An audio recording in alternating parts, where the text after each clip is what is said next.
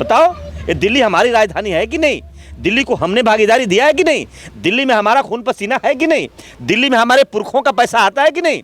ये दिल्ली किससे चलती है? को जब अन्ना आंदोलन हो रहा था कि हम रिक्शे वालों के लिए काम करना चाहते हैं, हम टमटम वालों के लिए काम करना चाहते हैं, हम ऑटो वाले के लिए काम करना चाहते हैं, ये तमाम परप्रांतीय है, खुमचा वाले, ये तमाम फुटपाथ पर रहने वाले लोग। लेकिन आज भी दिल्ली के अंदर मतदान तो कर लेता है, वोट कर लेता है, लेकिन वोट देने के बाद जो दिल्ली वासियों को सुविधा मिलती है वो सुविधाएं आज तक परप्रांतियों को नहीं मिला, हमारे लोगों को नहीं मिला। बड़े चालाक होते हैं इस दौर के कातिल, कत्ल करके पूछता है कफन किसका है। एक सरकार सांपनाथ है तो दूसरी सरकार शेषनाथ है। और रहा बात सबका साथ सबका विकास, तो सबका साथ जरूर लेते हैं ये, लेकिन 11 लाख करोड़ रुपया कारपोरेट घराने के माफ करते हैं।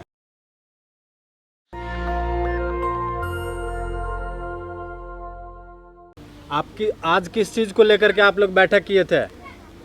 आज का जो मीटिंग है वो पूर्वांचल बिहार फ्रंट, जो दिल्ली से लेकर बंगाल की खाड़ी तक जो लोग दिल्ली में आकर के वर्षों से रह रहे हैं, कई पीढ़ी से, आज ये उनकी मीटिंग चल रही है कि अभी तक भीख रहा है, भीख भागीदारी नहीं होती है, सत्ता में भागीदारी नहीं होता है। तो आज जो भी आज सरकार है, अरविंद केजरीवाल जी की सरकार और इसके पूर्व की भी सरकार जो थी, ये दोनों सरकार में कोई अंतर नहीं है। आज तक दिल्ली की जो सरकार है, हमें अपने रिकॉर्ड पर, अपने रजिस्टर पर अभी तक हमें दिल्ली वासी नहीं समझी। दिल्ली के वासियों का जो सुविधा मिलता है वो हमारे उत्तर प्रदेश, बिहार और बंगाल के लोगों को यहाँ नहीं मिलता। देखिए, लोग नेतृत्व करते हैं, उत्तर प्रदेश के लोग नेतृत्व करते हैं। हम लोग सिर्फ बिहार का समस्या ये नहीं है, ये सिर्फ उत्तर प्रदेश का समस्या नहीं है, ये तमाम रहने वाले परप्रांतीय जो दूसरे प्रांत से आकर के छोटी सी दिल्ली को, यानी 4 राज्यों में दिल्ली का एनसीआर को बढ़ाने का काम किया, आज दिल्ली छोटी पड़ गई, हरियाणा में घुसना पड़ा, तो ये परप्रांतियों की वजह से। यहाँ आप देखिए, गुड़गांव से लेकर के आप सोनीपत तक, पानीपत तक, आप देखिए पूरा दिल्ली है। आप देखिए, आप ये नई दिल्ली से लेकर के अगर आप चले जाइए पूरे ग्रेटर नोएडा और गाजियाबाद तक, जो उत्तर प्रदेश का हिस्सा बनता है, ये तमाम को दिल्ली बनाने का काम किया। अगर यहाँ आपने कोई आकर दिल्ली की राजधानी होने के नाते कोई फैक्ट्रियाँ लगाया, तो उस फैक्ट्रियों का मजदूर ये तमाम परप्रांतीय लोग हैं दूसरे प्रदेशों से आकर। लेकिन आज तक यहाँ के लोगों को इंसाफ नहीं मिला, न्याय नहीं मिला। जैसा कि आपने मुझे प्रश्न किया कि यहाँ के बिहार, सवाल ये नहीं है कि कौन यहाँ सत्ता में रहा, कौन यहाँ सरकार में रहा, लेकिन सरकार की जो पॉलिसी आज के 50 साल पहले थी, आज भी वही पॉलिसी है। केजरीवाल जी ने भी कहा था, बड़ा मजबूती से उठाया था सर ये सवाल को, जब अन्ना आंदोलन हो रहा था, कि हम रिक्शे वालों के लिए काम करना चाहते हैं, हम टमटम वालों के लिए काम करना चाहते हैं, हम ऑटो वाले के लिए काम करना चाहते हैं। ये तमाम परप्रांतीय है, खुमचा वाले, ये तमाम फुटपाथ पर रहने वाले लोग। लेकिन आज भी दिल्ली के अंदर मतदान तो कर लेता है, वोट कर लेता है, लेकिन वोट देने के बाद जो दिल्ली वासियों को सुविधा मिलती है वो सुविधाएं आज तक परप्रांतियों को नहीं मिला, हमारे लोगों को नहीं मिला। आप लोगों की जो पार्टियां हैं वो किस मैनिफेस्टो के तहत चुनाव के लिए? देखिए, हमारी कोई पार्टी नहीं है, हम लोग एक सामाजिक संगठन है, और ये सामाजिक संगठन जो बनाया गया है ये परप्रांतीय लोगों की संगठन है। और हम कह रहे हैं कि आप मुझे परप्रांतीय मत समझो, आप अगर परप्रांतीय समझोगे तो आप बड़े मुश्किल में फंस जाओगे।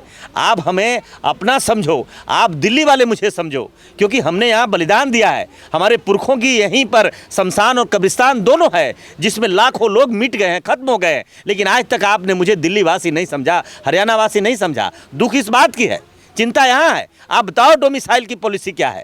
आप डोमिसाइल नहीं, देखिए क्या दिक्कत क्या आ रही है? आप पता लगाइए।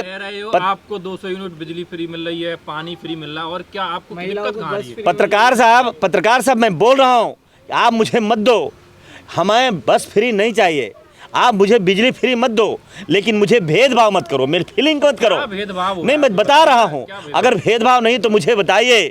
आज यहाँ इतने लोग जो मजदूर बसते हैं, जिनके पास बच्चों का जन्म प्रमाण पत्र नहीं है, सुकन्या योजना को पता लगाइए। सुकन्या योजना में हमारी बेटियों को भागीदारी नहीं हो रही है। वो कह रहे हैं कि आपकी बेटियों का जन्म प्रमाण यहाँ का नहीं है, उत्तर प्रदेश का है, बंगाल का है, बिहार का है। सुकन्या योजना का लाभ नहीं मिल रहा है। आप डोमिसाइल देखिए, आपके बिहार उत्तर प्रदेश का जो भी व्यक्ति अपना जाति प्रमाण पत्र या आरक्षण से जुड़े हुए लाभ लेने के लिए अगर यहाँ अपनी सरकार में आवेदन करता है, उन्हें इस तरह की सुविधाएं नहीं दी जाती है, तो ये भेलिंग नहीं है क्या?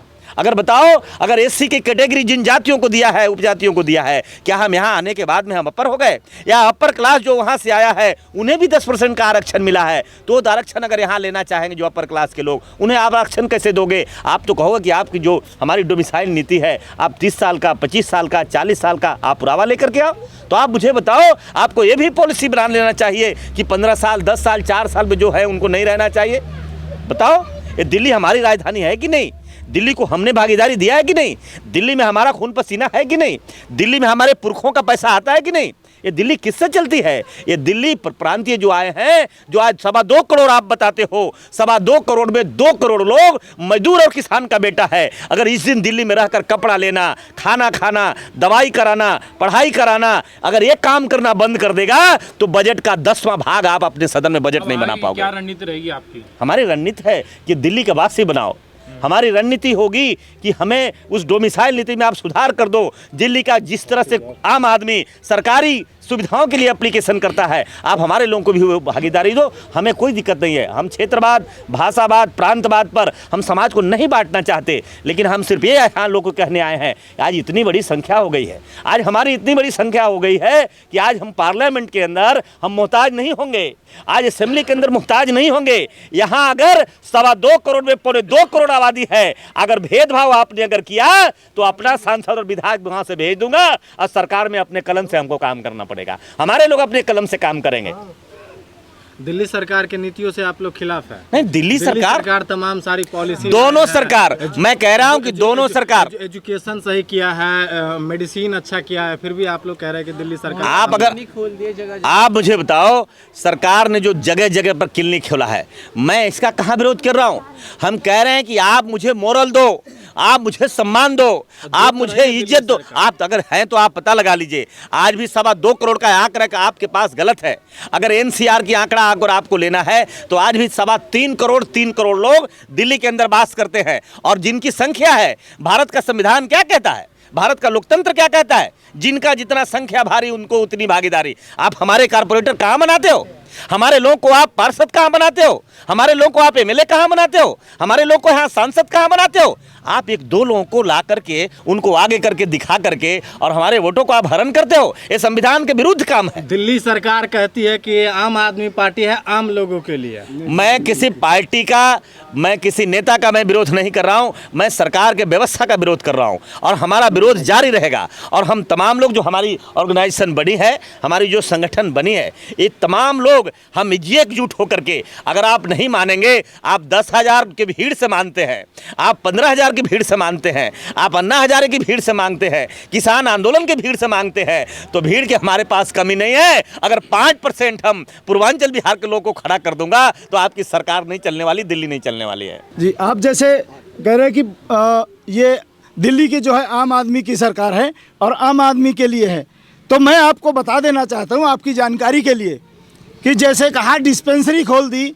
मोहल्ला क्लिनिक, आप दिल्ली के अंदर इस नरेला क्षेत्र में, पूरे नरेला क्षेत्र में आप देख लीजिए, जहाँ जहाँ इस्लाम कॉलोनियाँ है, जे कॉलोनियाँ है, एक भी मोहल्ला क्लिनिक नहीं है, क्योंकि वहाँ आम आदमी, मजदूर, गरीब आदमी रहता है। ठीक है। दूसरा, आपने बताया शिक्षा बहुत बढ़िया कर दी है। शिक्षा बहुत बढ़िया कर दी, आपको पता नहीं होगा कि आप जाइए सोनिया बिहार में स्कूल में, आपने देखा होगा, आप जैसे पत्रकार गए थे, एक स्कूल में हजारों की संख्या में बच्चे जहाँ बैठ नहीं पाते, खड़े नहीं, शिफ्टों में जा रहे थे।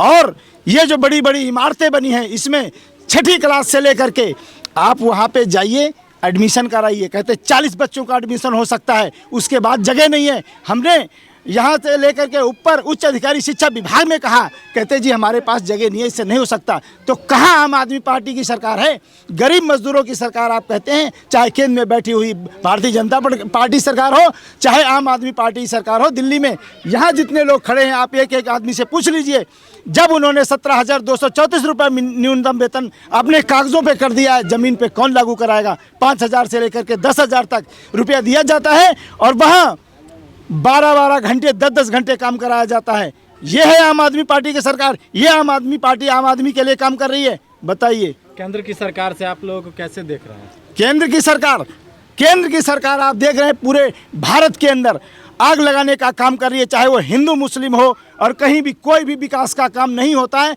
जब कुछ भी काम नहीं होता सिर्फ हिंदू मुस्लिम होता है। चाहे आप वहाँ देख लिए भारतीय जनता पार्टी की सरकार है, मध्य प्रदेश में दलित के ऊपर पेशाब किया जाता है, और उस आप मेवात में देखिए किस तरह से विवाद किया जाता है।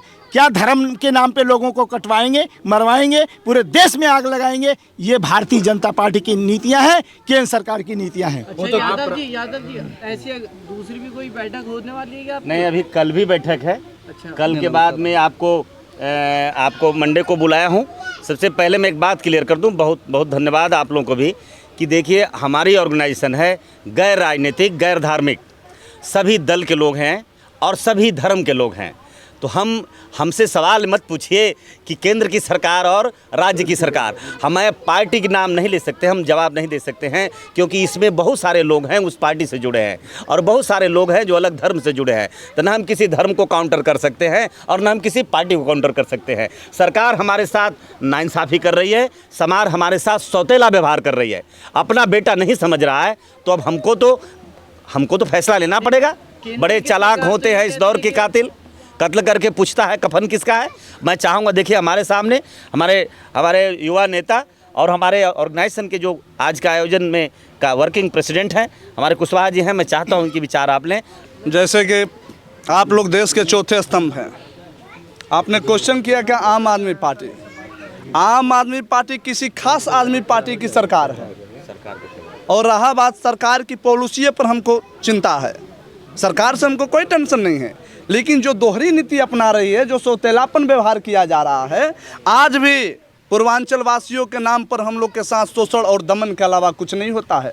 मेरे आबादी है, बाबा साहब भीमराव अम्बेडकर ने बोला था कि जिसके जितने हिस्सेदार, जिसकी जितनी आबादी उसकी उतनी भागीदारी।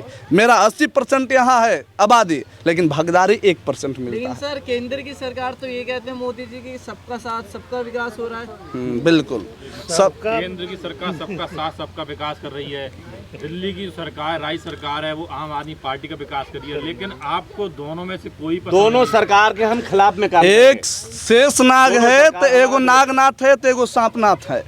एक सरकार सांपनाथ है तो दूसरी सरकार शेषनाथ है। और रहा बात सबका साथ सबका विकास, तो सबका साथ जरूर लेते हैं ये, लेकिन 11 लाख करोड़ रुपया कारपोरेट घराने के माफ़ करते हैं। हम नहीं कर रहे हैं, आंकड़ा कह रहा है। और 75 वर्षों में इस देश पर जितना बोझ था उससे 3 गुना ये कर्ज काट कर ला लिए देश पर। विकास कर रहे हैं, विकास भविष्य के लिए आप निवेश। ही लोगों ने चुन के नहीं, विकास जो बात है, सबसे पहले तो हम अस्मिता की लड़ाई लड़ रहे हैं। हमारे लोगों को झोंकी झोंपियों में इज्जत लूटा जाता है, हमारे साथियों को अपमानित किया जाता है, हमारे साथियों को मारा पीटा जाता है, हमारे साथियों से वसूली किया जाता है।